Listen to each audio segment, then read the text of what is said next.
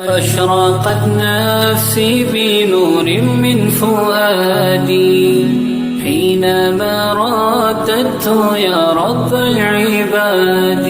ایک دانا نے کہا تھا، زندگی میں ریاضی کی طرح رہو، دوستوں کو جمع کرو، دشمنوں کو تفریق کرو، پیار کو ضرب دو، خوشیوں کو تقسیم کرو، اور ہمیشہ مسکراتے رہو، اور جب دل ٹوٹ جائے تو اٹھا کر اسی مصنویر کے پاس لے جاؤ جس نے اسے بنایا ہے، کیونکہ اس سے بہتر تو کوئی جان ہی نہیں سکتا کہ کون سا رنگ کہاں بھرنا ہے اور کس دھاگے سے کہاں پہ بند لگانا ہے۔